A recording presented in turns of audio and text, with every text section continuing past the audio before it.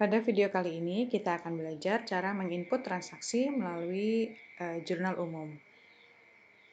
Jadi dalam setiap kasus perusahaan dagang ya, itu kita pasti akan menemui gitu beberapa transaksi yang tidak bisa diinput melalui transaksi penjualan, pembelian gitu ya, tapi harus menggunakan jurnal umum. Nah, beberapa transaksi ini contohnya misalkan pembayaran gaji, kemudian penyesuaian, kemudian uh, transaksi banking ya, transfer ke rekening-rekening lain dan seterusnya gitu. Nah, contohnya di sini misalkan perusahaan ini perlu membayar gaji karyawan tentu saja ya. Nah, kita harus mencatatnya. Nah, untuk menggunakan jurnal umum kita tentu saja harus paham akuntansi secara manual karena ini memang melaksanakan inputan akuntansi manual ke dalam sistem seperti itu ya. Kita klik akuntansi lalu input jurnal. Setelah itu seperti biasa kita klik baru. Nah, jadi menggunakan jurnal umum ini sebenarnya sudah kita lakukan pada saat kita menginput saldo awal rekening ya, atau menginput neraca awal. Itu kita sudah lakukan itu. Tadi kita lihat, saya batalkan dulu di sini ya. Kita lihat di sini sudah ada yang faktur yang terisi. Ya. Maka caranya adalah persis sama seperti membuat saldo awal, hanya saja kita harus tahu akun debit dan kredit yang kita catat gitu ya. Di sini kita klik baru. Kemudian misalkan untuk pembayaran gaji karyawan itu di tanggal, katakan saya di tanggal 2 ya, 0209 tahun 2020 gaji karyawan. Nah, membayar gaji ini kan kalau jurnalnya kan biaya gaji pada kas bisa atau pada bank gitu ya. Misalkan ini contohnya pada kas gitu. Maka saya pilih dulu gaji karyawannya. Gaji karyawan tetap misalkan di sini. Misalkan jumlahnya adalah misalnya 4 juta rupiah. Nah,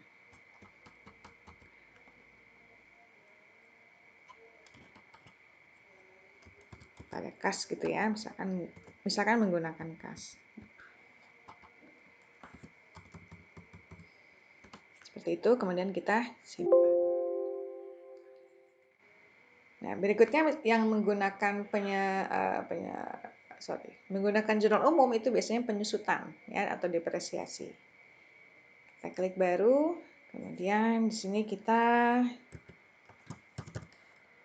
tulis misalkan depresiasi kendaraan.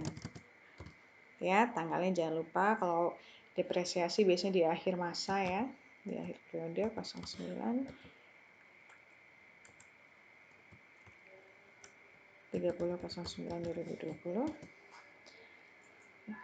Sama nih, kita cari penyusutannya. Biaya penyusutan kendaraan ya, beban penyusutan kendaraan. Misalkan nilainya adalah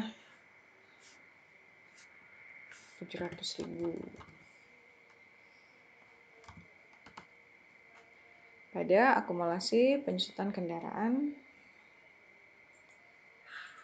dengan nilai yang sama. Oke, kemudian kita klik simpan. Nah, seperti itu cara mencatat transaksi yang menggunakan jurnal umum. Jadi, semua transaksi yang tidak bisa menggunakan pembelian, penjualan, dan tadi menggunakan menu produk ya kalau saldo awal persediaan, nah itu menggunakan dicatat dengan jurnal umum melalui menu akuntansi lalu input jurnal. Laporannya sama, kita bisa lihat di akuntansi lalu di laporan jurnal umum. Seperti itu ya, misalkan saya buat di sini di 02/09/2020 karena tadi pembayaran gaji di tanggal 2 September ya. Kemudian jalankan, klik OK. Ini sini ada ya, gaji pada kas. Seperti itu cara menampilkannya. Kemudian semua aktivitas kita itu pada akhir periode kan akan ditampilkan dalam laporan keuangan. Nah, untuk menampilkan laporan keuangan itu juga melalui menu akuntansi, lalu nah di sini pilih bisa neraca, bisa laba rugi dan seterusnya. Sekarang kita pilih misalkan kita lihat neraca dulu di akhir September 2020 ya. Kita klik neraca per tanggal 30.09.2020. Klik jalankan lalu klik OK. Nah, di sini akan muncul ya semua akun neraca yang ada pada perusahaan ini ya. Ada kas kecil, bank A, bank B dan seterusnya. Dipastikan bahwa saldo normalnya benar gitu ya. Misalkan kas itu memang tidak minus ya. Semua aset tidak boleh ada yang minus kecuali akun kontranya. Akun kontranya misalkan kalau di sini aset tetap gitu ya, maka akun kontranya adalah akumulasi penyusutannya seperti itu. Ya. Nah, di sini bisa dilihat ya, labanya adalah minus 3.635, artinya mengalami kerugian. Kita lihat ya, ini hubungannya dengan laba rugi. Ini adalah neraca, kita klik kemudian akuntansi, lalu laporan laba rugi dari tanggal 01.09.2020 sampai dengan 30.09.2020. Kita klik jalankan, klik OK. Sini laba ruginya, ini penjualan, ini HPP, kemudian biaya-biaya. Nah, sama ya. Jadi laba rugi yang ada di laporan laba rugi di periode yang sama itu akan muncul di neraca. Ya, jadi seperti itu cara menampilkan neraca dan laba rugi. Satu lagi yang biasanya kita lihat untuk melihat jalannya transaksi, alur transaksi adalah kalau per akun ya ada di akuntansi lalu buku besar. Ya. Buku besar sama kita 0109 di sini ya 2020 sampai dengan tanggal 30.09.2020. Nah, di sini kita bisa pilih salah satu saja, misalkan akunnya yang mau saya pilih misalkan kas saja gitu ya, maka nah, ini muncul adalah kas saja. Kalau yang lain nih, misalkan saya mau cari yang bank A, saya jalankan, maka akan muncul bank A. Ini adalah buku besar masing-masing akun. Oke, sama juga kalau laporan yang lain, misalkan ada laporan perubahan ekuitas dan seterusnya, itu ya bisa dilihat dari menu akuntansi. Kita cek dulu ya perubahan ekuitas di periode September 2020.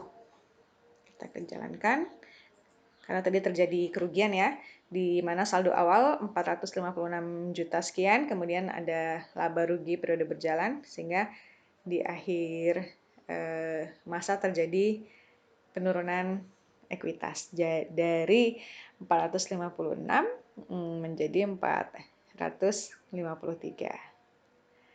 Seperti itu cara menampilkan berbagai laporan keuangan dan seterusnya ya. Oke, ini saldo awal 1 September, kita lihat dulu ya 72 juta. Kemudian terjadi sehingga saldo akhir di sisi ekuitas itu 526.125. Kita lihat neraca deh, cocokkan dengan neraca. Oh iya, betul sekali. Ya.